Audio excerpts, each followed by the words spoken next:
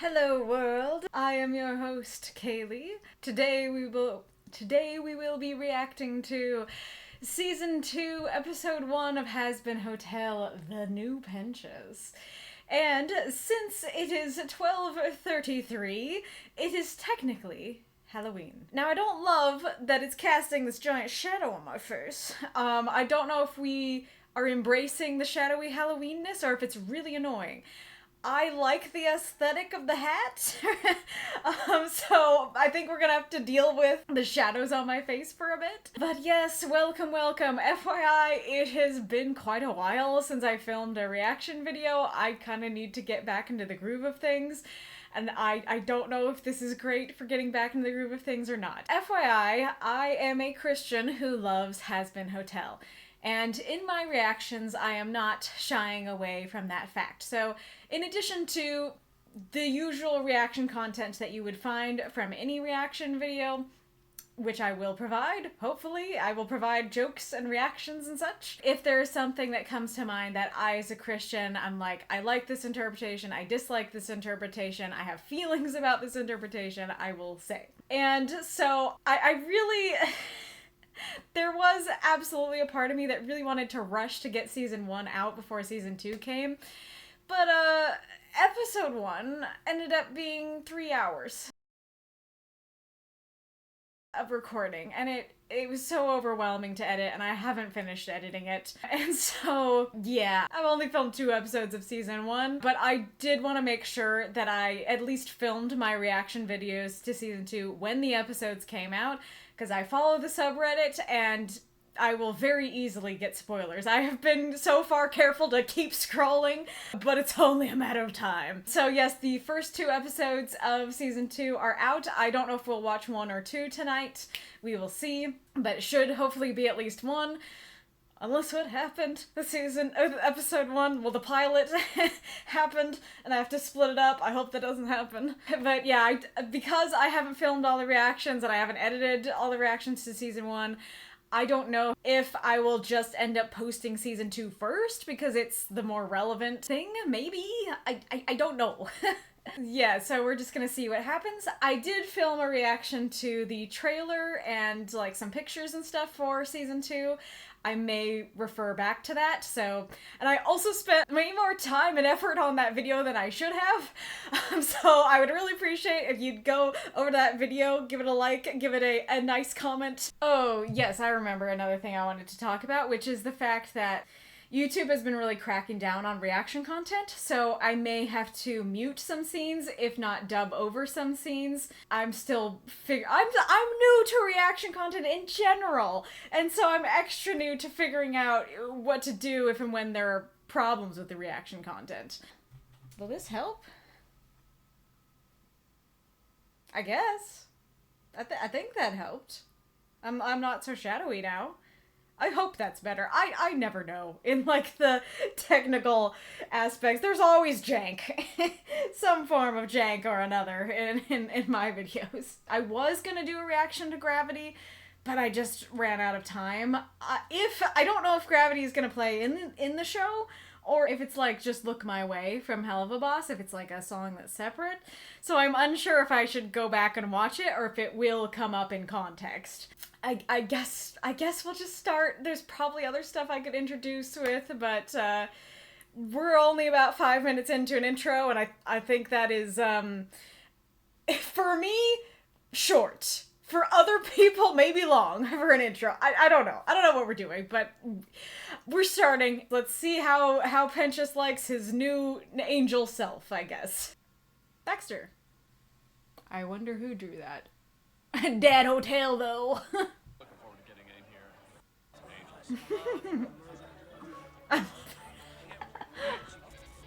here. Hey, cutie. Well, what'd you go and do that for? What you fell over for? Changing. For now, call me that. Your name's changing. Is that gonna be her new name? I don't know that I like it. Sorry. Angel tries to improve her gay powers. Kill more angel. Is it true this woman is recruiting a hellish army? And should I divorce my wife? No. I don't know. What? Why are you saying no? You don't know. You don't know the story. Sacrifice pina coladas and something called a Harder, Daddy. Oh, this one's for me. How about you help me serve these drinks instead of letting your pig gobble my nuts? You walked into that, Husk. Don't say it like that. He's little. You care? Is I've jerked off to all his movies. that a compliment to a porn star? Get your pig off my bar. He's clean. Porter's here asking some dumb questions. Well, I think that's I their saw her job. in the lounge. She's been keeping Pentious' little egg company. Oh, Thanks. little When you egg, see her, huh? can you ask her Frank? if she's still up for the therapy session today? Therapy I'm session? kind of getting into talking about feelings and junk. Aw. Here's when Pentious cried Yeah, after Frank. he was caught spying. Hello, world.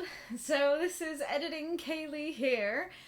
So I did end up having quite a few more new thoughts after filming my initial reaction, as I suspected that I might. And yes, there's a meowy cat. Daylight savings time has passed, and so she thinks that it's treat time. But in fact, there's an hour before treat time. So enjoy her yelling about treats. Probably the entire time Editing Kaylee is here. But thought number one, I ended up showing my friend season 1 since filming this, and that allowed me to realize why Frank survived, which is that all the other egg boys were in Pentious' death machine when his death machine got deathed, when it got blasted with the holy light, and they all unfortunately died. But Frank, like, Angel had to save him. I think that's the I nearly scrambled myself scene. You alright, Squirt? I nearly scrambled myself. Get somewhere safe. So that was a neat detail that they actually showed Frank, like, on the side of the hotel somewhere else to show why he survived. Yeah, He Frank. was caught spying. And here's when Pentious cried when you forgave him. And here's when Who Pentious made these cried when you statues? first loved him. And this is where Charlie cried over Pentious. So it was, I don't know, so simple. It's such a just like short, cute joke that I didn't even really notice it at first. But you know, there is some positive masculinity in the fact that they're referencing Pentious crying so much. Now, granted, maybe the fact that they're treating it as a joke is an issue, but it doesn't, to me, read like they're saying, like, oh, he's less of a man because he cries. It just seemed like it was saying, that's Pentious. That's who he is. That's what you loved about him. He was emotional and stuff. And I think that's really cool, actually, that in such a little subtle way they can portray some positive masculinity. That, yeah, it's okay to cry, little snake man. It's alright. It's a good... The best of us, or at least the most snake. Well, that's definitely true. He invented the best things, even though a lot were scary weapons that hurt people. Well, not after you came to the hotel, just angels. Yeah, exactly. Charlie, there you are. So There are many reporters eyes. here and- Are you okay? Why would Yeah, anything she's be not great? in the mood for Yeah, reporters. The hotel's packed, even though lots of people died. But I feel like you're still processing what happened. I do like that. I do like that she is, because they did kind of, in the finale, they had them, like, set up the picture of Pentious, and they were like, yeah, we're gonna, like, keep going for Pentious' sake. And I was satisfied with that, but I do think that this is more in line with Charlie's character and more realistic in general. And so I do like that she is still grieving Pentious and others, and maybe even the fact that she had to kill angels like Vaggie. If you want, I can handle the hotel duties. Talk to those reporters. it's fine. I'm perfectly calm and fine. Fine and calm. Yeah, no, Vaggie, talk to the They reporters. want to know all about how redemption works, just like everyone else who's staying here, right? Right. Mm. Yeah. Yeah, I wish more people cared about the redemption. Oh, wait, go back. Stop. All your keystroke data saved forever. Buy 12, get one 10% off. You're gonna want one in every room, trust me. That's great. Not everybody has 12 rooms, though, Vox. The Morning Current. Okay. Not the catchiest newspaper name. People with the title alone, it's not worth running. I'm so sorry. The more I hear the, if we're not scaring people with the title alone, it's not worth running line, the more I like it. Not because I genuinely like what's going on there, but because that's honestly kind of comforting in a way. Now, granted, I don't know that all news outlets have that mentality. This is a news outlet in hell, and so I do hope that news outlets on Earth have a little more decency than the one in hell. However, as someone who stays away from the news because it does cause me anxiety, it's kind of comforting to think that people purposely make the titles scary to grab your eye. And granted, like, as I say that, like, absolutely that's what people do. You know, that sounds natural. I don't know what I'm saying. But yeah, it's comforting that it's like, hey, maybe the world isn't nearly as scary as the news makes it sound. I forget where I've seen it, but I think I've seen someone say, like, there are a lot of good things that happen in the world that the news doesn't tell you about because it's not exciting. And so that kind of thing is comforting me. And so the idea that somebody in charge of a news station would purposely be like, hey, if you're not scaring people with the title alone, it's not worth running. Knowing that the actual story isn't that scary, they're hyping it up to be more scary than it is, it's kind of comforting. Boy, the lights. I turned on the ring light that was so helpful with my witch costume, but see, I see the shadows now. And then I turn it on. And then I am... I don't want to say I'm an angel because it's more like I'm a ghost. And like this is great. This is fine. But then I go ghost. Punish me if you want to. Ew. No. Great reaction. Besides, you sexy TV man. Morning stars. I'm curious if she's actually, like, sexually attracted to him, or if this is just her way of trying to get to the top. Like, she doesn't find him attractive at all. It's just like, yeah, I want to be at the top of the business sort of thing. They all just, like, watching Nifty? Is this the pastime at the hotel now? Hotta daddy. No, I think he's gone hard enough. Why did this guy and kill himself to save me? We were rivals, but he liked me? So cute. I feel like, I mean, maybe I do need to rewatch the episode, but I feel like it's telling that she's saying to save me, because he really did die to save all of them. He just, like, but he also did kiss her. No, I guess he did, like, kiss her and then go. So, yeah, I guess maybe that did send a pretty clear message to save her, but that's very cute, her reaction. What's not to like? You're kind of cool, kind of hot. Angel, what do you mean, kinda? Angel is immediately so much... Great reaction to pause on. Angel is immediately so much more mellow. This is very interesting. I wonder if there's a particular reason he's that way, or if it really is just the overall events of season 1. Look at Bear Trap Man. Like, he's cool, but I feel bad for him. Did you kill personally? Do they scream? Charlie, Well, I I think scream everybody when they does. die. Then should I kill my wife? Jackie, can you come... Back it up. You were just asking if you should divorce her. I feel like you're going a little too far, a little too fast. Like, I don't think you even consulted. I don't think anybody gave you an answer on the divorce. You just went straight to murder. So maybe that's a yes on the divorce and a no on the murder. Look at your little lab. Charlie, you're being a little patronizing right now. Are you an inventor? Don't belittle me, woman. I am not an inventor. I am a scientist.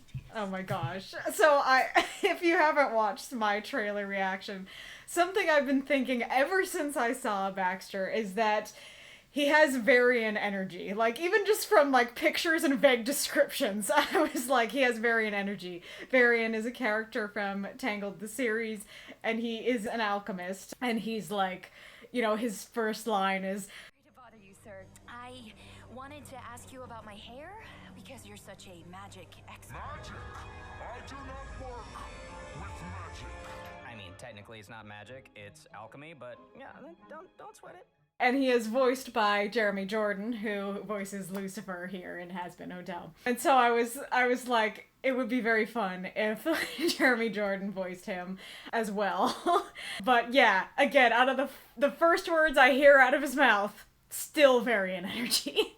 Some could classify me as a mad scientist. I don't know if I like it more or less that he admits it. So if you don't know, I do love mad scientist characters. And so I don't know if I've really encountered one that was a self-proclaimed mad scientist. And I'm like, do I like this more or less? That's so cool. I bet you're just like him. No. Mr. Baxter. Sorry. That's very interesting that they put in the trailer. So is he like the new Penchus? No.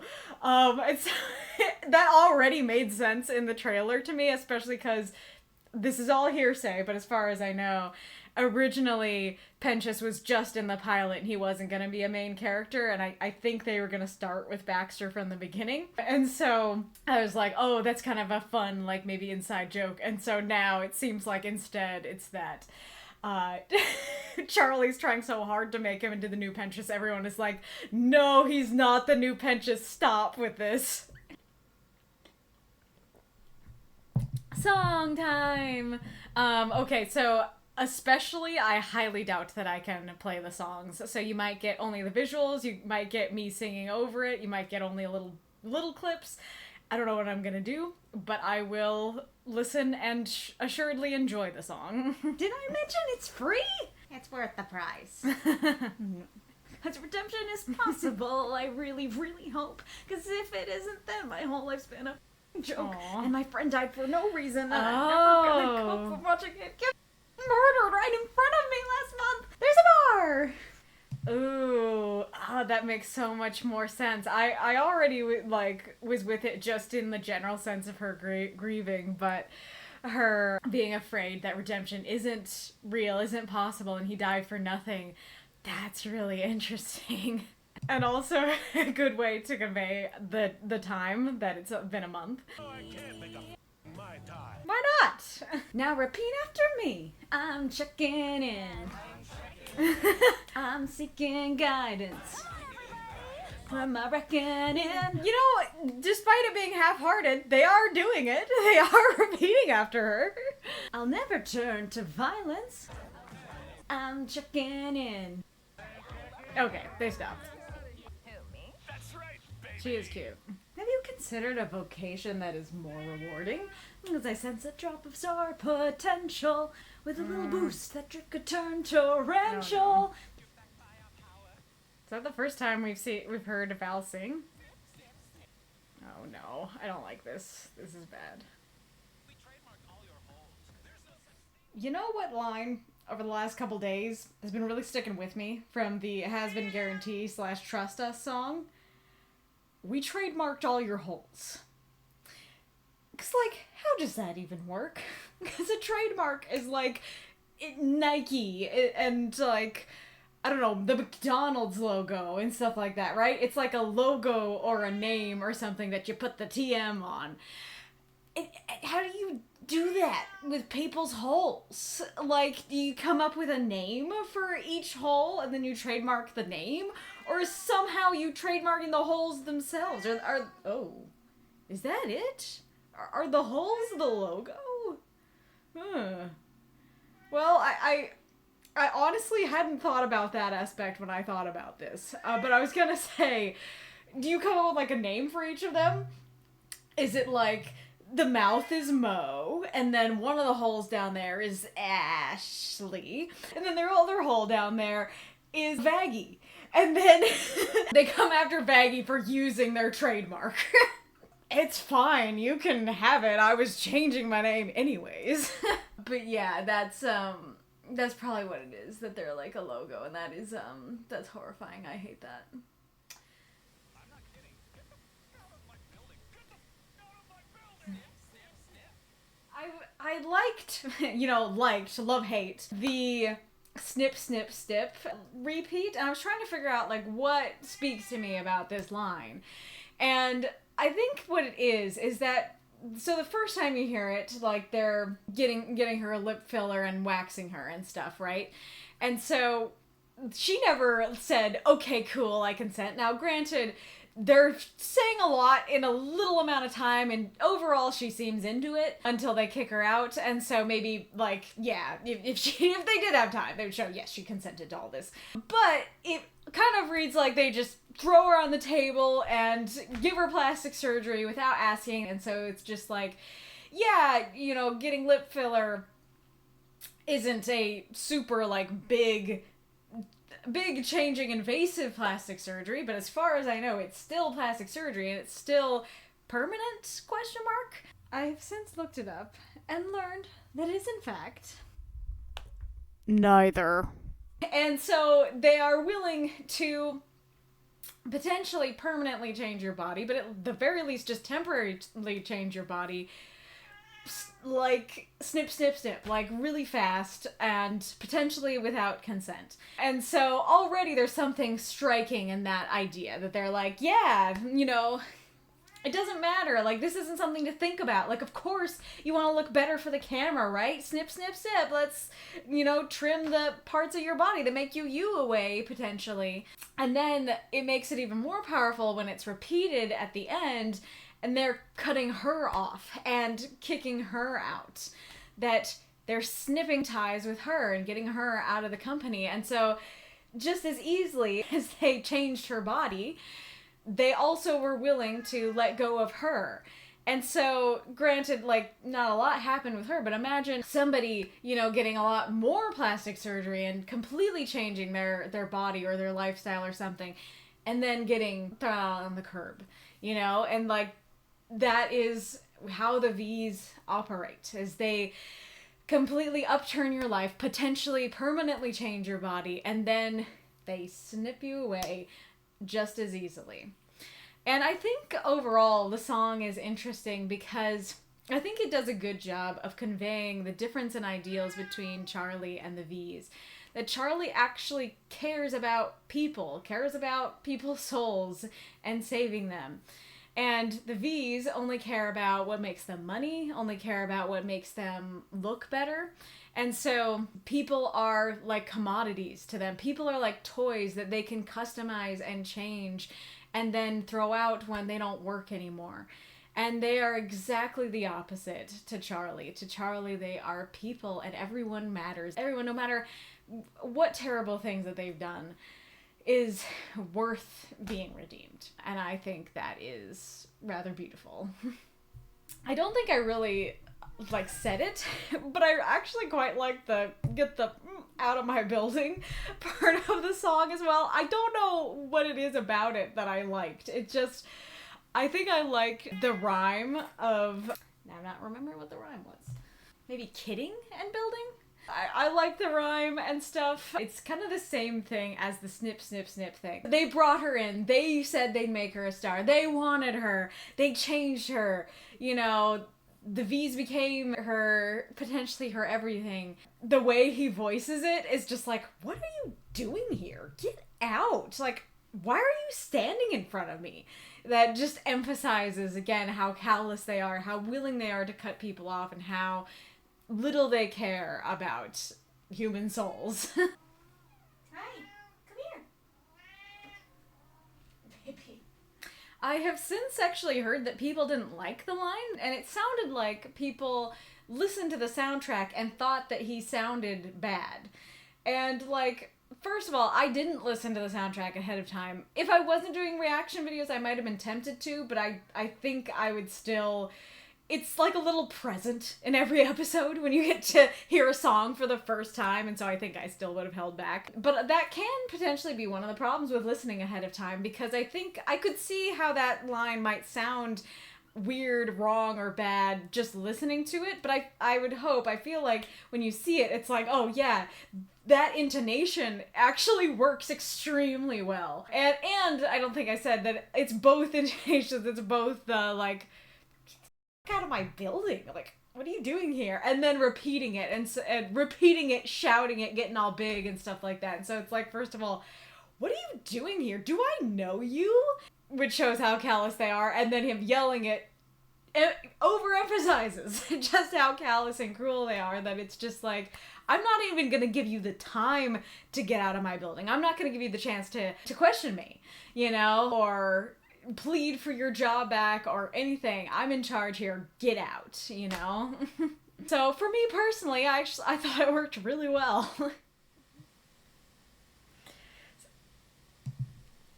Is this supposed to take place over like another month? Or did that genuinely all happen in 5 seconds? This poor literally sinner, either way. the Alastor was on film. I don't like how much I saw of Val there. I don't like how much I saw of Val there either. Trust us. No, I meant to say Ah, that's what that shot's from. Unfortunately, I do like the sound of the V's part of that song more than Charlie's. Of course, I'm sure I will end up listening to that song more. I listen to the season 1 soundtrack all the time, and I'll probably grow to like it more and more the more I listen to it. Not my favorite off the bat. Didn't love it. I do like them fighting against each other with the song. That's always fun. And it's interesting that it's group ideals instead of like individuals. And I do think that that was a pretty clever way of showing just how horrible, you know, the V's are to people, what they do to people in a very short amount of time. And like, I would guess, the porn industry in general, in our world as well. I am surprised that the reporters were kind enough to wait, because they let her do her song for Baxter and stuff, so like, they're polite, more polite than a lot of reporters I've seen in media. Oh no. Oh no. Your poor wife. No angels aren't like the best, but we shouldn't kill Aw. them. We need to be better than them, right? That Oh is my God. wild to hear a demon in hell say we need to be better than the angels. That's crazy. The Atom Slayer. Right now, slaying bugs. Can someone get a picture of her stabbing me? Yes. No, Nifty was actually. Wild. I never wanted to.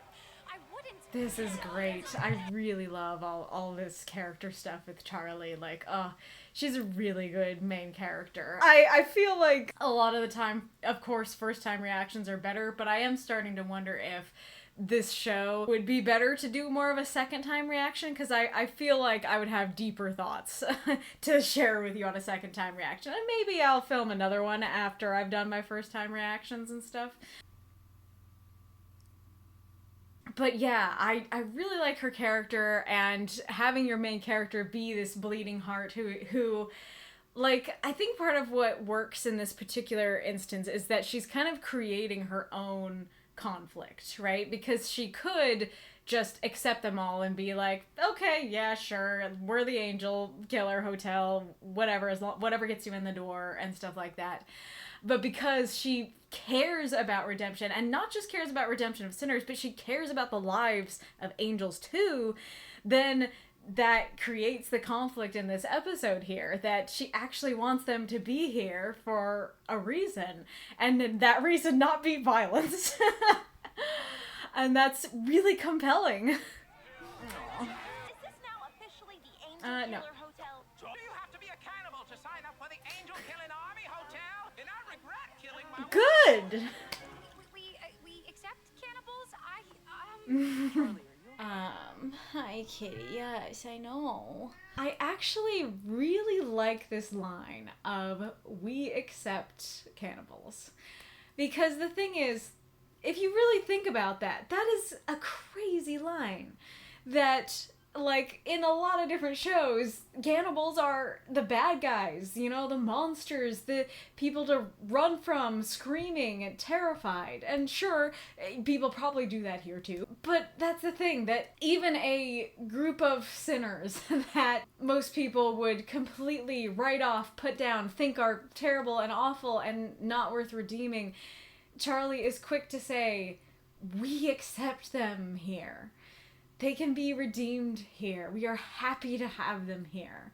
And absolutely, genuinely, I think that's the heart of redemption. And I do think that that is God's heart for us. That, does God accept cannibals? Yes.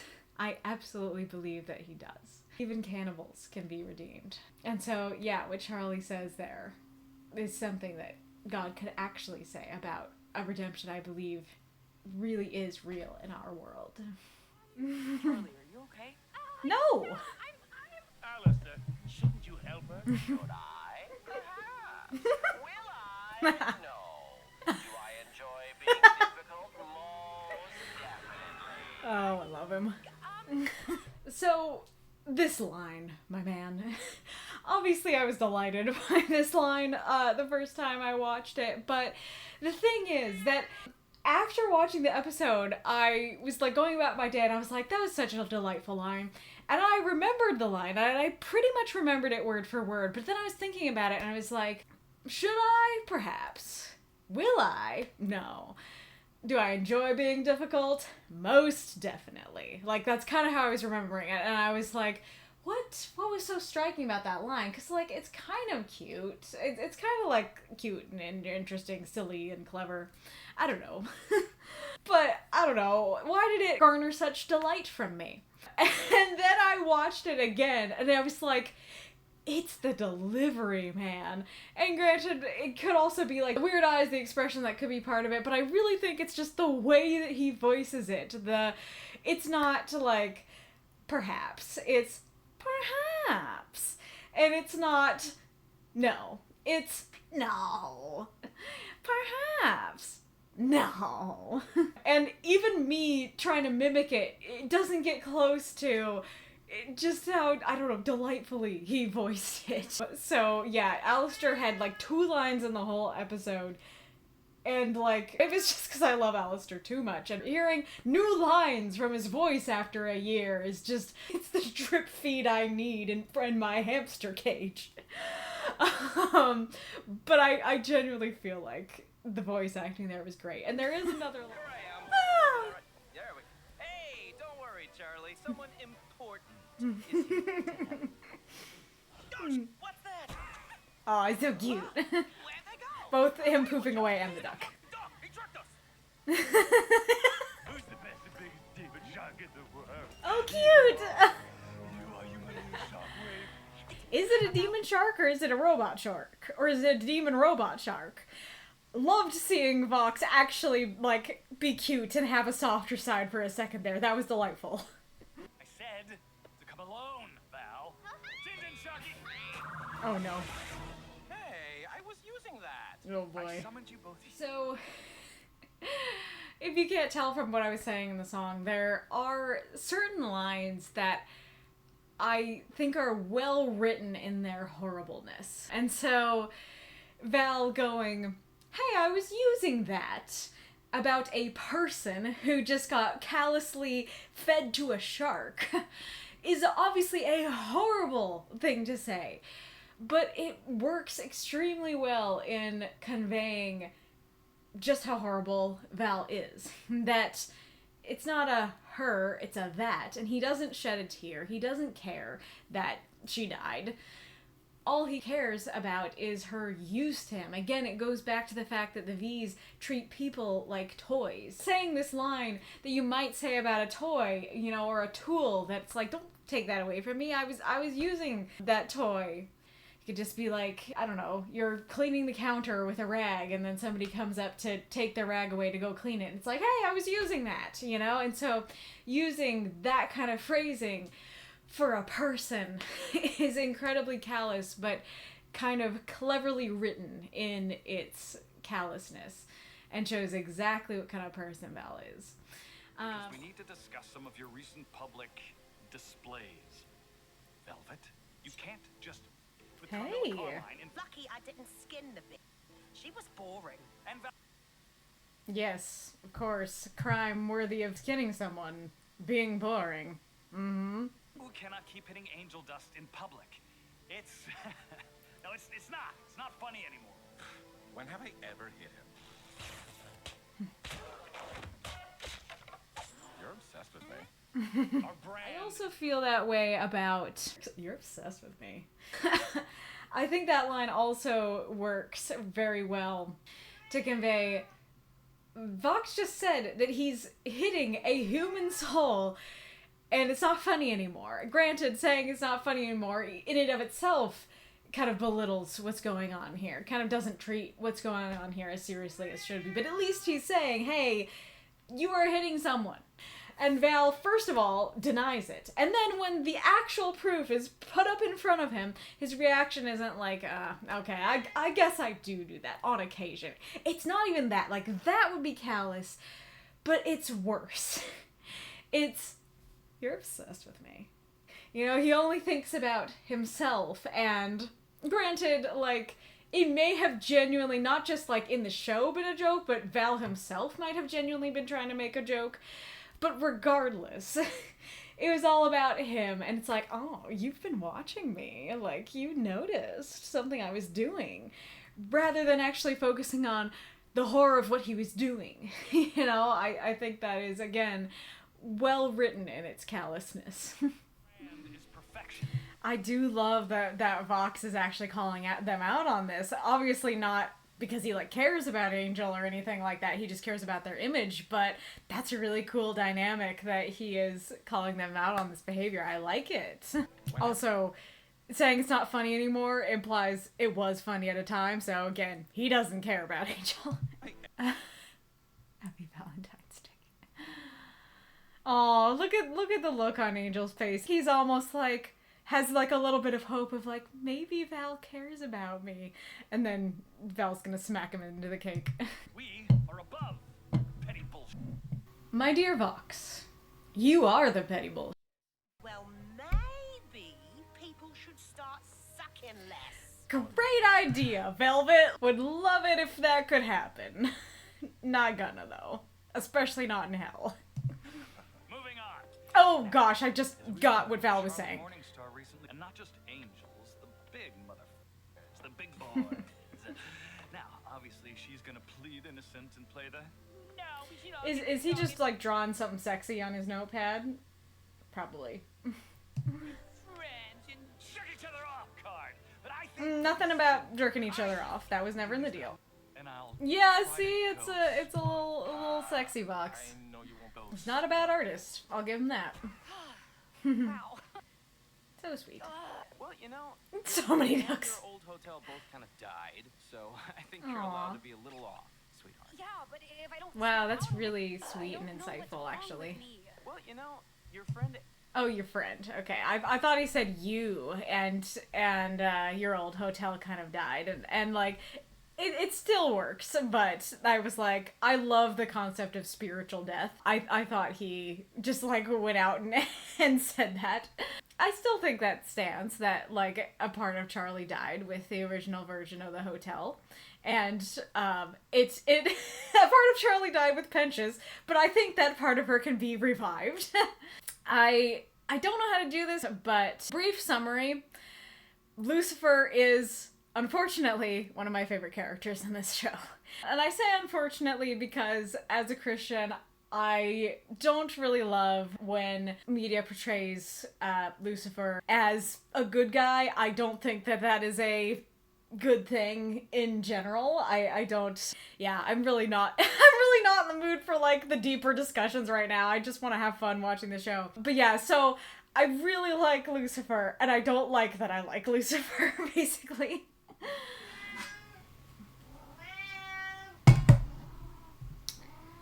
First of all, I'm gonna feed that meowy kitty some treats. It is actually time now. Come here. Yes, come here. Come on, come on. Come here. Come up on the chair. Show yourself to the people. If you're gonna shout your voice to the world, you show your cuteness to the people too.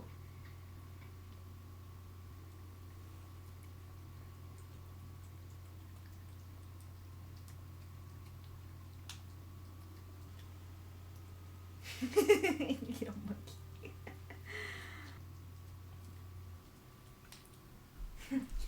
Is that enough? Is that enough to satisfy you? Bella cat? Bella kitty? Alright. Okay. it's the big guns. So, full warning, this might be something that takes a while to get through, and so, I don't know. I don't know. I'm gonna try to keep it as concise as I can. Can I stop being a ghost, please? Thank you. Maybe it'll help if I cover up the... Whoa, no. Okay. So... I was not happy with my very half-hearted non-explanation on why it's unfortunate that I like Lucifer. So, yeah, future editing Kaylee is a little more willing to go in depth, so I'm gonna try and see what comes out of my face and if I like it. So, I was actually thinking about this, and I was like, okay, what is Lucifer doing in this scene?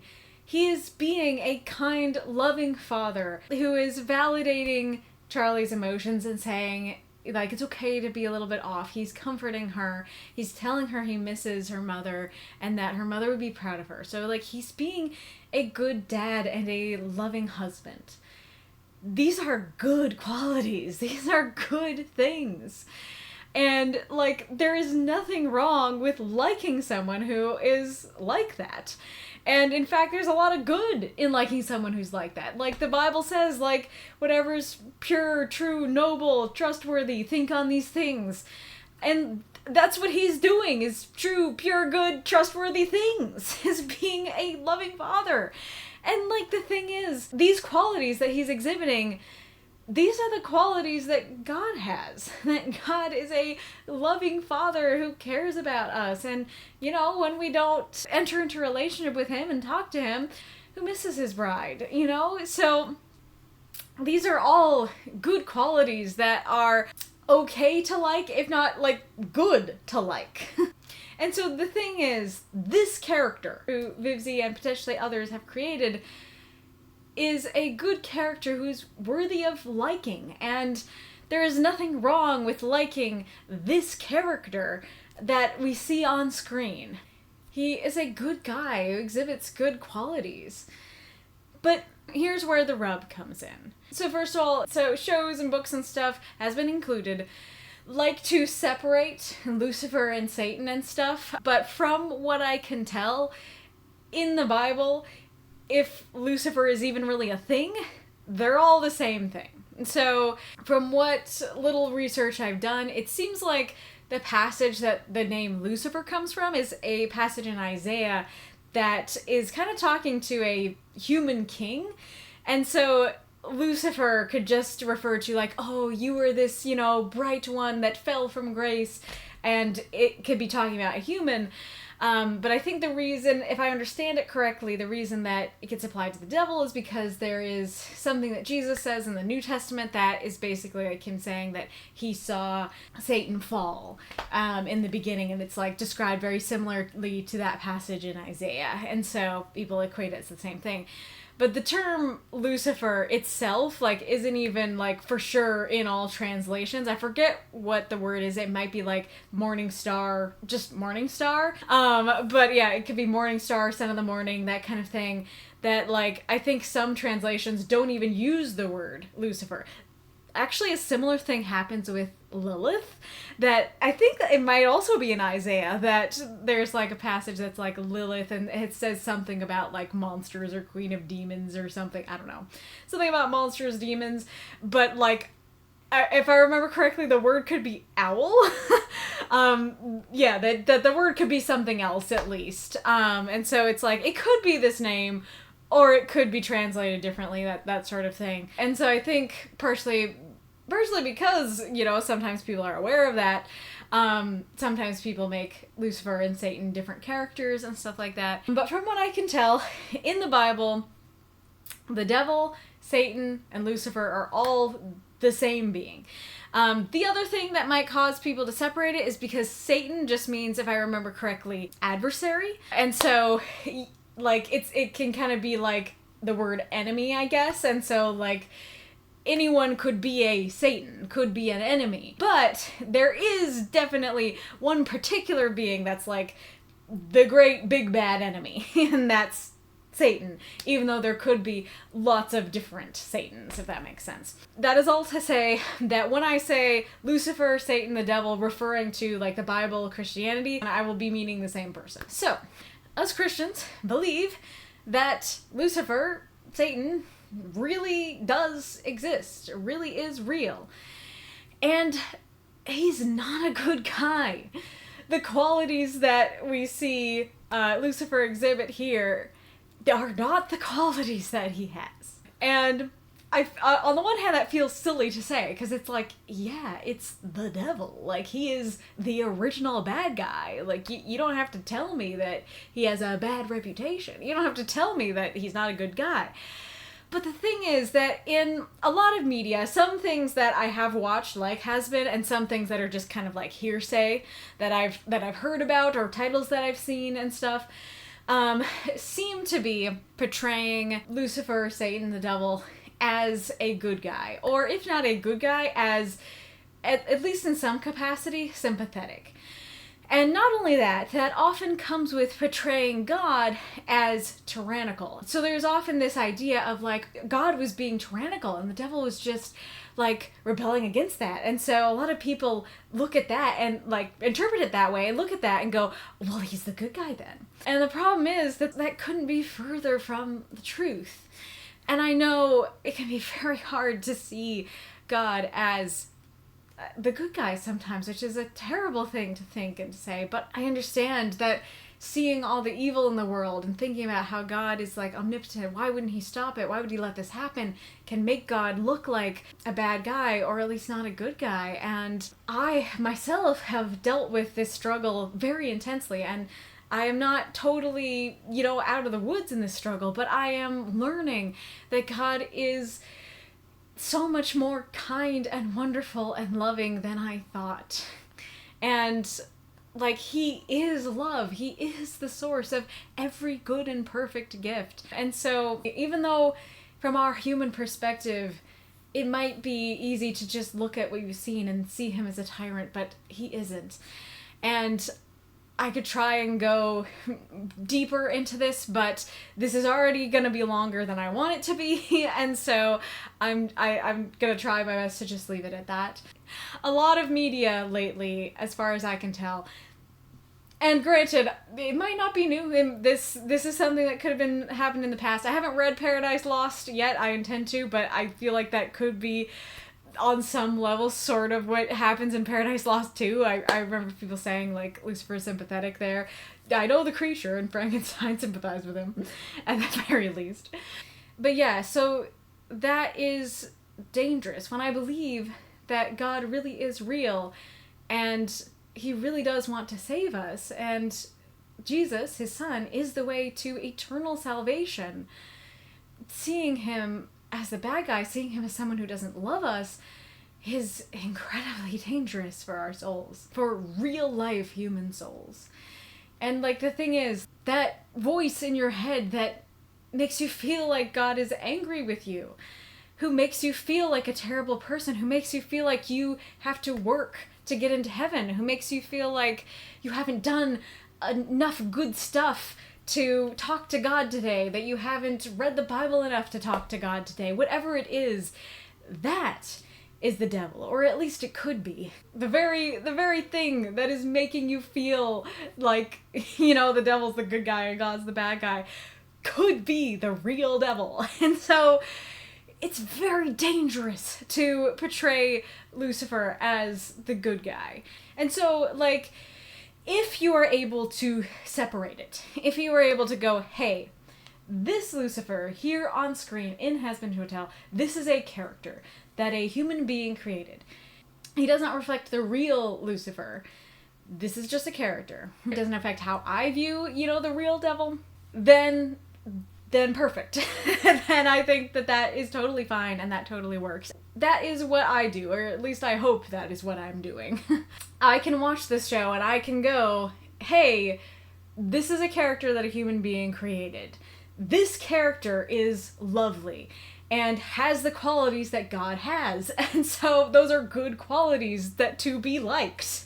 then this character is a portrayal of Lucifer. However, I do not think that this is an accurate portrayal of Lucifer, and it does not affect how I view the real Lucifer. I still think that he is saying he's a horrible guy is the understatement of the century, you know? And so I can do that. And I talked about this in the pilot, and I might try and talk about it now and see if I can talk about it more concisely, but that is kind of how I view this show as a whole. There's this passage in the Bible where somebody asked Paul, like, hey, you know, sometimes meat gets sacrificed to idols, and then we can, somehow, like, they were able to eat it afterwards. And so they're like, hey, is that okay? Like, can we eat the meat sacrificed to idols or no? And Paul was like, well, the meat is just meat. There is no power in this meat. Like, the idols aren't real. God is real. And so there is no power in this meat. It is just a lump of meat, and it is as nutritious as, you know, the meat that you get at a stall next door. And so it is perfectly fine to eat this meat because there is no power in it. Nothing happened to it.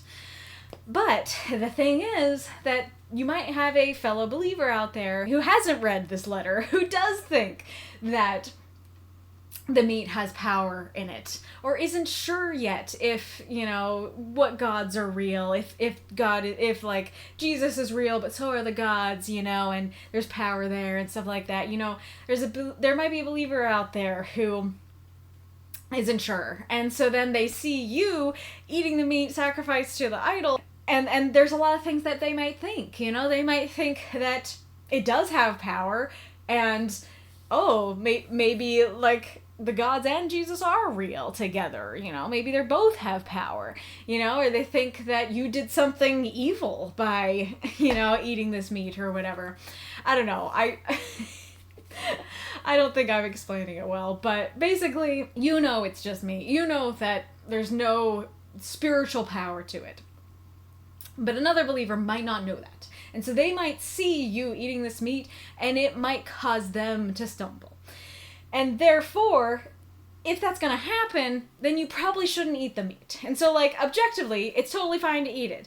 But if you're going to cause somebody to stumble, then that's a much bigger problem than you getting your meal today. And so don't eat it if that's going to happen, if that's going to be a problem.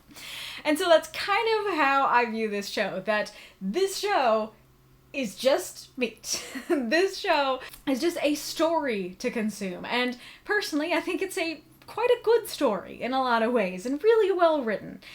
It just like that meat. It could be nice and tasty and nutritious and stuff like that. And so I don't think that there is like some mystic spiritual power in this show. I think it is just a show that is fiction, that is created by a human being. But I do think that this show does reflect how humans view hell, heaven, angels, demons, Lucifer, God, and even Christians. And that is one of the things I actually find quite valuable about this show, is that it tells us how presumably non-Christians who made this show view Christians and view our beliefs and stuff like that. Because how they choose to portray these Bible stories reflects how they view the Bible stories. And that can be interesting, and that can be something to really think about, especially as a Christian, you know? I don't think it's something to sit there and condemn as evil. I think it's something to watch and listen to and be interested in, you know? As far as I can tell, this show doesn't cause me to stumble. In fact, it gets me more fired up for God, as you will, you're seeing now, and potentially will see more as I film more videos, because it makes me go, well, here's what I liked about it, but like, here's what I think they got wrong about God, and like, I love the real God, and I wish that they knew how loving and wonderful and kind the real God is, and it makes me remember that, you know, kind of thing. So I can eat the meat, but there are Christians out there who can't. There are Christians out there who do think that the show has some kind of spiritual power, who do think the show is evil, and indeed they might look at me watching the show and think ill of me, and I unfortunately can't control who watches these videos, and I don't know if my mind will change in the future, and I'll be like, I made a huge mistake.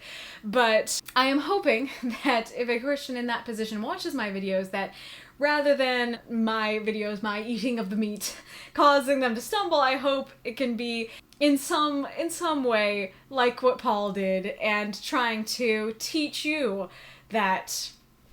Comparing myself to Paul sounds arrogant, but in some way do what Paul did and convey it's just meat. It's not going to hurt you. Now, so the thing is that... So basically what I'm about to talk about is if the show causes you to doubt. And before I talk about that, I wanted to say that doubting is not bad. Like, a lot of Christians, I think, out there go, oh, you're doubting, how dare you? It's kind of like in Good Omens, like, it's the ineffable plan, how dare you doubt it? And you can't judge the Almighty, Crawley. God's plans are you going to say ineffable? Possibly. Dare you doubt it? And I don't think that that is how we should treat doubt at all. Like, how did Jesus treat doubt in the Bible? When Thomas doubted that he really was Jesus, and he really did die and come back to life, what did Jesus do when faced with Thomas's doubt? He showed him the wounds in his hands and in his side. He showed him the proof. He didn't go, oh, how dare you doubt me, Thomas? Of course I'm Jesus.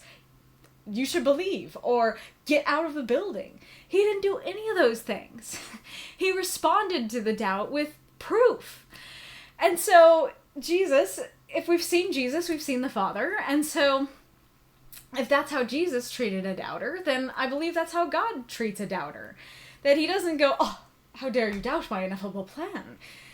He shows you the evidence, the proof of whatever you're doubting. Now, granted, I don't know why sometimes it seems like he doesn't show the proof, or sometimes it feels like it takes a long time. I'm still figuring out my own relationship with God in terms of these kinds of things, and so I know that it can be difficult to understand and I don't know, believe in and stuff like that. But I don't believe that doubting is inherently like a bad thing. I don't think that God wants us to just believe just because you have to, just because you're supposed to believe. Like, I believe that if you're like, I don't know if the Bible is true, and so I'm gonna look into it and do research, I think that's a good and beautiful thing that God also thinks is a good and beautiful thing, that he will reward with proof, Like, baseline, I am not trying to say that... So what I'm gonna say is that, like, if the show causes you to doubt, then, like, maybe it's not the show for you. And there's, like, different kinds of doubting, because if it's just like, like, I've believed in these things my whole life, and, like, but this show is making me wonder, like, why do I believe what I believe? And if that makes you delve deeper into, okay, why do I believe what I believe? And it makes you sit down with your beliefs and do research and decide, like, I don't think there's anything wrong with that. I think there's a lot right with that. However, if it makes you doubt in the sense that it just makes you feel upset, anxious, angry, and that's where it ends, that like it just puts you in a bad mental state, then I would say that the show causes you to stumble and the show's maybe not for you. And so I definitely think that there are Christians out there who would have that experience watching this show. And so for those Christians, I think this show is not for them. It's a lot about the fruit. Like, what fruit does it produce in your life? Like, for me, as a writer, it makes me want to be a better writer. I love the songs. It makes me want to sing. It makes me, gives me more fire for Jesus. It makes me love Jesus even more because it shows kind of what the alternative is in a way. And so it doesn't produce bad fruit in my life. But for other Christians, it very much might. Like I said, it might produce anxiety and anger and pain, and if that's, the end of the journey, that's not a good journey to go on, and so let's not watch the show, And so the same thing applies to specifically Lucifer. If this show makes you think that the real Lucifer is a good guy like this, then this show is a stumbling block. Then I think that's a problem. And I think that's dangerous, not just as a stumbling block for Christians, but also for non-Christians. Because, again, I think that this kind of portrayal of Lucifer can drive non-Christians away from God and potentially make them actually not be saved. And that is horrifying. That is the true danger of a show like this. Baseline, you know, I don't think that Vivzie is meaning to cause any sort of harm, and like, again, I doubt that Vivzie is a Christian herself, so I don't think she's even thinking in these terms. Baseline, I don't think that the show is evil or has anything, you know, dark underneath. However, the show can produce bad fruit. It can produce negative results, negative things. That's why I say it's unfortunate that I like Lucifer, because just as a fictional character, and if myself and everybody else saw him as just a fictional character, that'd be all great and dandy and everything would be fine. But the problem is that I know that not everyone's going to see it that way. That some people are going to think about the show and apply it to the real Lucifer and think that he's a good guy when he's not.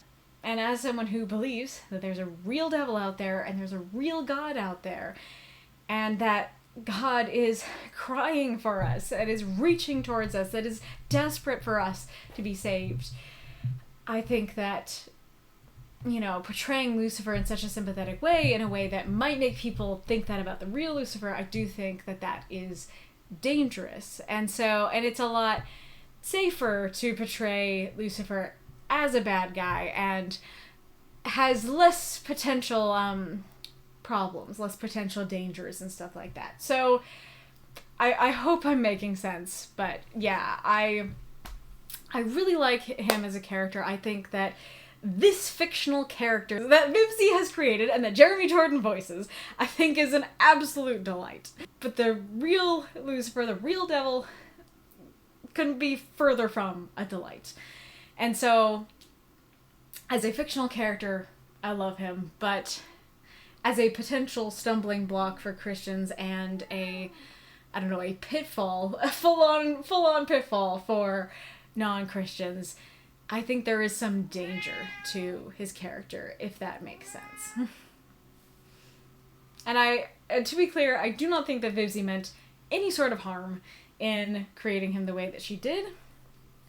And many other people before and after her have created versions of Lucifer that are similar, if not more dangerous. And so, yeah, I'm not trying to blame her or say that she did something bad or wrong or anything like that. But I am here to react, and that is a reaction that I have. And so I don't know. I hope it's interesting. At the very least, even if you totally disagree with, you know, me and what I believe and everything, I hope at least it's interesting to think about. So yeah, there's that section of editing Kaylee, and I'm sorry, double editing Kaylee, for making you edit this. This is 30 minutes. We'll see how long it is in the actual edit. Dad, how do you deal with all the stress of being in charge of things? I don't know. I get depressed. Follow her, ignoring meaningless things and people. Yep, she was. So was she saying that Lilith ignored meaningless things in people? That's interesting if that's the case, because Charlie can't ignore meaningless people, because to her there are no meaningless people. Do you miss her? Of course. Yeah. Every second. Oh, he still has the wedding ring. For the past, I'm presuming. what is it, almost 8 years? She'd be proud of me, you think? Oh, honey. She'd be so proud of you. Are you kidding? At least I'd hope so. Hey. Why is this deep making me breath. tear up? Okay. Born for this spotlight. Yeah, thanks, Dad, for being here. Why is that touching me so much? Oh, he's such a great character. So the other line, in addition to Alastor's line, that I was like, why did I like that so much? Why did that get me? And then I listened to it again, and I was like, it's that delivery, man. Is that, oh, honey, she'd be so proud of you. At least I'd hope so. Like, oh my gosh, the way he voices that is just something about it gets me, man. And then, like, even that, like, oh, what is it, 8 years? Like, the way I'm saying it doesn't sound right, but, like, what is it, 8 years? You know, that there's kind of like a little swallow in there. Like, oh, it's so good. So well voice acted. Such a good voice actor. That's a giant eye. That's an icon. Yeah, we all did. What about Bagamalala for a new name? Sounds offensive. Maybe Regalia? Why are you Sounds like a changing your name again? land. What's wrong with Baggy? Because Adam gave you that name, and it's demeaning. I feel like I gotta give myself one. I think, unfortunately, anything that starts with Vag might have the same problem as Vaggy. Now, granted, we all got used to the name, and so it'll be fine, whatever she chooses. But I think the demeaning, like, besides just simply the fact that Adam gave you the name, the demeaning part is just those first 3 letters together. And so, if you want to avoid anyone making fun of your name, might want to not start with those 3 letters. How about Baggeson? Maybe you should lose the badge. Thank you, Husk! We do not kill angels. That's right. So, everyone who isn't here to be redeemed, please leave now. Pretty much. Yeah. Yes, that is it.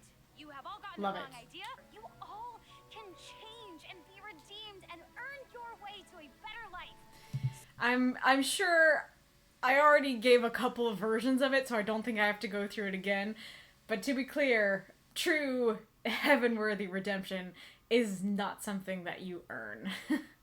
So, I was actually thinking about this, that I saw the trailer and I was like, I don't actually like the feeling of the hotel being so full. I kind of like how small the cast is and how uncrowded the hotel is, but I was like, oh, of course, now there's popularity, now they're gonna have a lot of guests, but I wonder if everyone except for Baxter is about to leave, and it's gonna bring us back to that vibe. That was a good speech. Yeah. I suspect this endeavor will end in spectacular failure. But I'm staying. Welcome to the hotel, Baxter. So is he like the new pension? No! Well, okay, what was I saying? Oh, I was gonna say that they didn't actually all see Charlie treating him like the new Pensius, so now I don't actually know why they reacted so strongly. Not only that, even Charlie was like, no. And like 3 scenes ago, she was happy to call him the new Pensius, so I really don't understand that scene. When I was alive, I was the Hey, leader of shot of very human influential Vox? group. You mean the cult? You could call it a cult. The cult. Exactly, but I'd say it was more a movement, and I was the center of it. And I swear I'd never felt closer to being a god. Yeah, that's what a happens when feeling you're that the I'd leader of give a cult. anything to get back, and a feeling that I'd love. Interesting. Yeah, that's that's very interesting. This line is in the trailer and stuff, and everything I already knew about Vox, I was like, yeah, all this makes sense. Knowing his backstory just very much adds to everything I already knew about him. It is an interesting thing, because often backstories will, like, completely turn what you know about a character on its head, and so it is interesting to have one that's just like, that makes everything I know about him just track harder. Like you, and you, and me. So do we think that I'm assuming he won't, but that if Vox ever did get to that point where he was the ruler of all, personally, I don't think he would share with Val and Velvet. And I'm curious if already when he was saying, like, yeah, all of us, he already was like, everyone, but only me, though. Or if he thinks that he would share, and in the end he wouldn't. But the other thing I want to say is, like, the more I rewatch the episode, I don't know why this was even a question in my mind, because earlier in his other song, the end was just me. Wait, no, yeah, us, of course, us. And so my prediction is that this is going to be Vox's downfall. This is gonna be the arc, basically, is that he wants the power for himself. You know, he used to be a cult leader. He wants to be the center of attention. He doesn't want to build an empire with the 3 of them. He wants it to be just him. And whether he is right now explicitly intending to do it that way, or if that's just how things are going to turn out, I think that's going to be the problem, is that it is about him. And that it is what he wants. And I don't think he cares. Well, I don't know if he cares about what Valentino and Velvet want.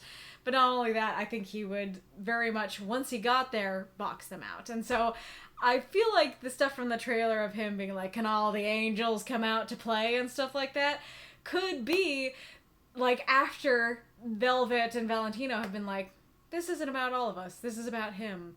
And Vox might kind of go off the deep end and stuff like that. Which also makes me realize that I think Alastor's line in their duet song in season 1, he'd be powerless without the other V's, is more of a burn than I thought. Because, like, yeah, it felt like a burn, but your average burn. You know, it didn't feel particularly potent. But I actually feel like that would really bother him because he wants it to be just him. He thinks he's the most powerful. He's the cult leader. He's the one who wants to be the center of attention, the winner, the god, the ruler, all the things. And so not just saying like you need other people, but you be powerless without them, I think probably really got to Vox, actually. Also, I realized on rewatches that is a Vox Tech piano that plays itself. That might be the coolest Vox Tech product that I have seen so far. Those already come true for you, Val. Is she actually what happened to... Is Velvet's dream dress, does she have the power to make her dream dresses just come true, just all of a sudden? What happened?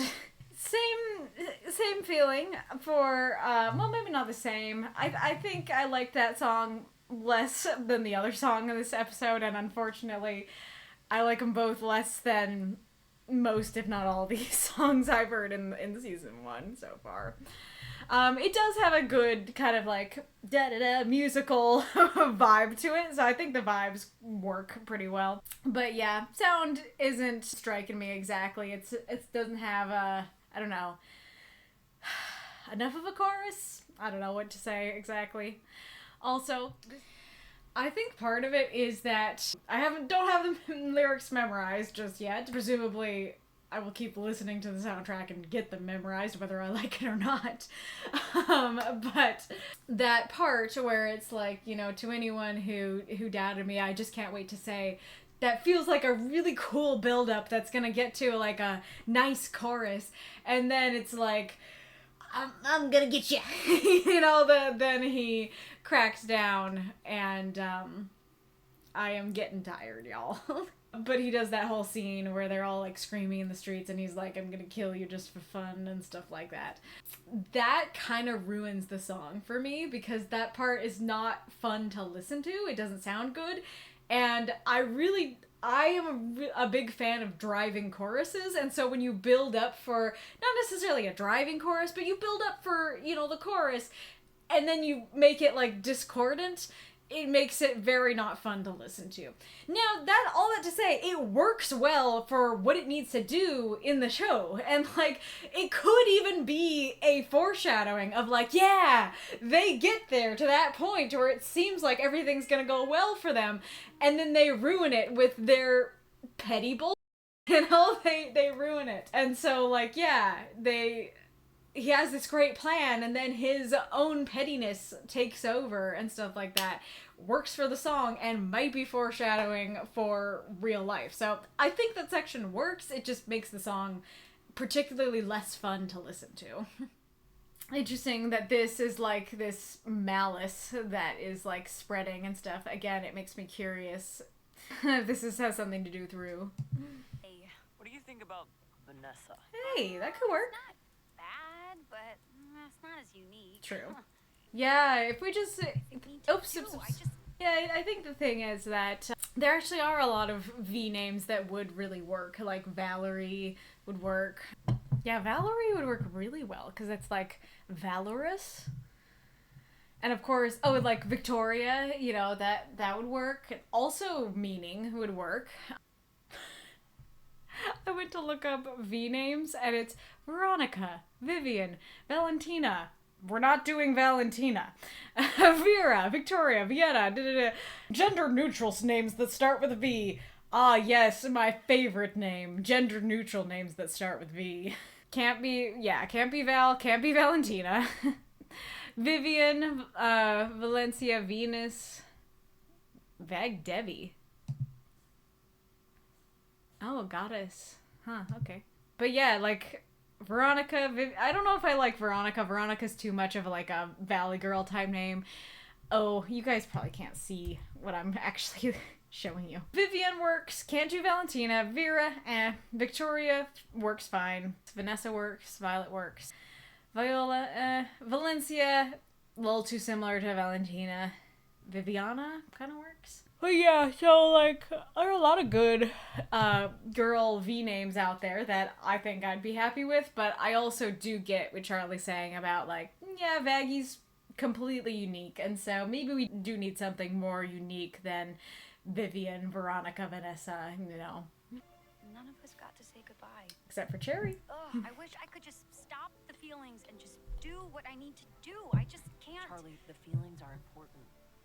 You're allowed to feel them. I love that. How about you just let me? So, I want to convey just how much I love that, but Editing Kaylee sat down to film the editing tidbits, you know, the extra thoughts. And as per usual, this took much longer than I thought it would, and I'm very tired at this point. We are at like an hour past my bedtime. But I guess I'll just say that, like, as someone who has struggled with emotion throughout my life and has struggled with feeling condemned for being so emotional, feeling like it's not okay to be so emotional, having such a popular show say something like that, to like, the feelings are important. It's okay to feel things. You don't need to shut off your feelings. That's actually not good. That's not the way to go about this. The way to go about this is those feelings want to be heard. Hear them, listen to them, feel them. And then you can go out there and talk to the reporters, or you can have somebody else, you know, share the load and talk to the reporters for you. You know, like, that is wonderful and beautiful, and I love that there's a line like that. Same with Lucifer's line earlier of, it's okay to be a little off, you know, like, it is okay to feel things. And I think Charlie especially, like, I really relate to Charlie in a lot of ways, more than I want to sometimes. Like, her being like, it's not bad, but it's not as unique. But if you like it, then I love it.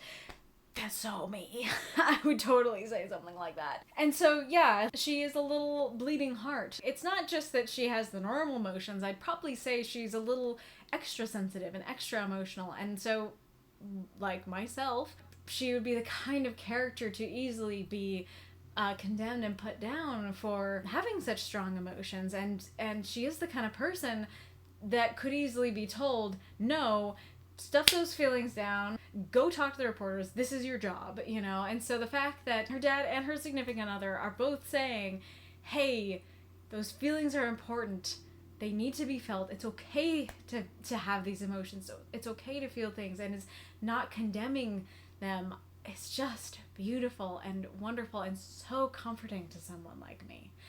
And, like, that is one of the things that I like about the show. Like, despite what I say about, like, not believing that you can, like, earn your salvation and stuff like that, I do think that one of the genuinely beautiful things about this show is how, especially Charlie, but sometimes even the other characters and stuff, how non-condemning they are. That it's kind of like what I was saying about we accept cannibals and stuff like that. That it's like, hey, everyone here is a sinner. It's okay.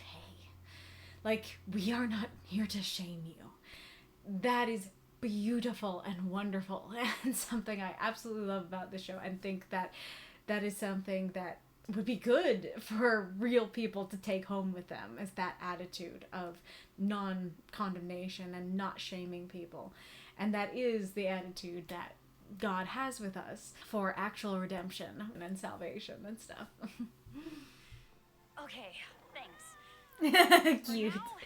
That, yes, and I have hugged the cat in my arms before, and that is basically what it's like. Hey, what do you think about the name Vazzy? That's not bad. Cool and tough, right? Yeah. Charlie, I like Vazzy, and you know, the more I listen to the episode, and now I've heard at least one other reactor really not like the name, the more I like it. So first of all, the thing is, the name Vaggie is a weird name, but we all accepted it and got used to it. Vazzy has the same sound to it, but it's got the cool Z's in it. It doesn't have the vag problem. And yeah, like, it is, like, I think the best option that was suggested in the episode. I don't know about cool and tough, but, like, Zazzy for sure. Also, I had another thought as I was rewatching season 1. When Lucifer is introduced to her, he gets her name wrong and said, This is Vaggie. She's my girlfriend. Oh my golly, you like girls. So do I. We have so much in common. You put her there, Maggie. Yeah. and at the time, you know, it's not great because it's like, oh, it would be nice if he actually, like, listened to them and heard the name and said the name right. But it might be an honest mistake and everything like that. But you know what would be really interesting? If that was the name that Vaggie went with. It would have almost identical sound. It would just be a M instead of a V. And it would be kind of cute that, like, she accepted the name that Lucifer inadvertently gave her. It could be kind of like a way to bond them together and stuff. Like, I think that could be really cute, actually. If that does happen, which honestly I genuinely think there's a chance that might, I feel like we might hear Lucifer say her name wrong, say Maggie, like genuinely mistaking her name, or just be like, oh, why do you want to change your name, Maggie? And then her go, well, it's not Maggie. Huh. Maggie. You know, I think that could be really cute if that is what they went with. You know, it does still have the problem of not being unique. Personally, I do still kind of like Vazzy a little more than Maggie, but I think Maggie has, like, some meaning to it. That's right, Katie. So I get that Katie Killjoy is in fact a buzzkill, and that she does hate Tom for seemingly no reason, and she is mean for seemingly no reason. But still, why are we slapping Tom? Like, there are things that he could say that could make the slap still horrible, but at least make some level of sense. But he was just doing his job. Why are you slapping the man? To get out on threat of death. Interesting. Yeah, it wasn't on threat of death, but she did tell them to get out, so it's not 100% a lie. Oh boy, I have another thing at the bottom to look at. This one's gonna be even harder because pausing doesn't let me see it well. Okay, so I think it might have, already started. Something about VoxTech. This just in Charlie Morningstar, no angel ever has officially effed us over again. Reportedly, she's gatekeeping. Oh boy. Gatekeeping killing angels. I don't know if, I don't know if they know that Vaggie's an angel. If they do, that would be some ammunition. But from this picture, I think they draw her more angelic if that was meant to be Vaggie. So I don't think it is. Because she wants to, F and I assume kiss. Oh no, and kill all of them herself. Oh, the other kind of F. Yeah, again, if they knew what Vaggie was. This is why I've been saying these V's. The V's should be in charge. Oh. And is it gone? Yeah, I think it's gone. Okay, let's go back. Environment where she forces sinners to change and fit into her restrictive, puritanical mold. Clever way to go about it. Something about your soul. So is that supposed to say, like, they're friendly faces? Oh, is that what you think is a friendly face? I trust them with my soul. In fact, I did. That's why I'm forced to write the teleprompter speech for the rest of my existence. what a great decision that was, to trust them with your soul, wasn't it? Hey, but $20 was... Oh boy. $20 is $20, am I right? Anyway, look how generous and buff. That is so my favorite scene in the Cuphead show, or at least one of them. My favorite episodes are the sweater episodes. And basically, the devil wants Cuphead's soul, and Mugman knits him and, like, impenetrable something sweater that, as long as Cuphead's wearing it, that, oh, and maybe it's like invisible, impenetrable sweater or something like that. You're wearing an impenetrable, invisible sweater! So, as long as he's wearing it, the devil cannot get his soul. And so, the devil comes up to him, and he's like, take it off and I'll give you $10. And then Cuphead goes, Oh boy, $10! And Mugman's like, No, Cuphead, your soul's worth more than $10. And then Cuphead goes, Hey, you're right! Make it 20. And that is so that. That's so that Cuphead coded, I guess. To all those affected by Charlie Morningstar's actions. The fact that Val and Velvet look so upset to be there means it really was them. It wasn't like a body double or something, which is really hilarious. I also don't know if that guy was shaking because he has some sort of a disease even after death, or if he was terrified of Vox. Heart of daddy.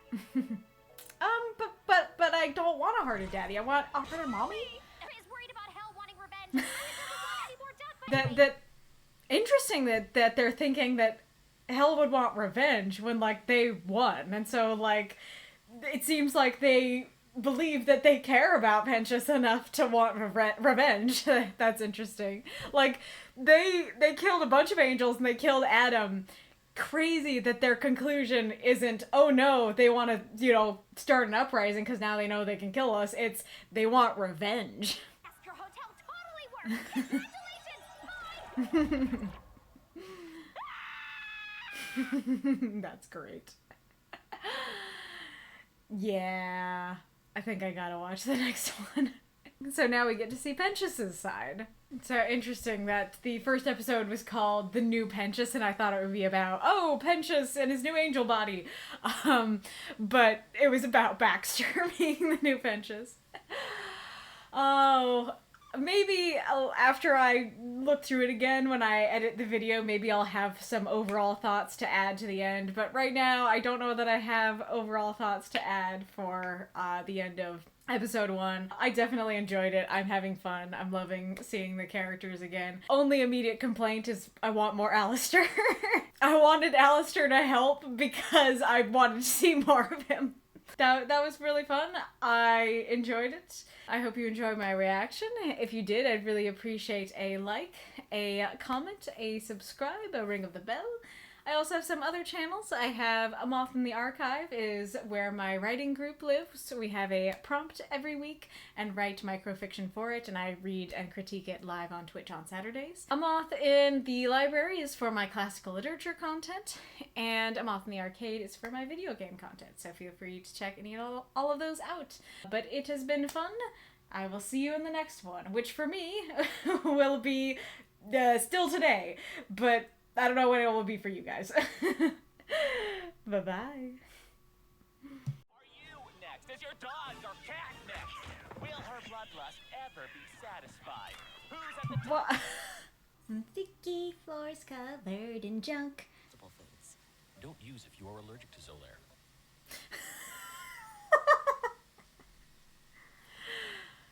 Don't use the anti-allergy thing if you're allergic to it. Serious side effects such as cancer. Cancer is a side effect? Is that common? Excuse me?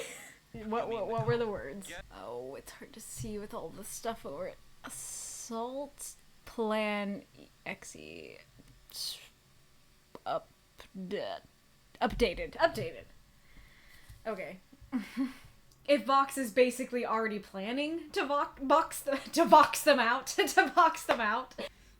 I'm checking in. I'm seeking guidance for my reckoning.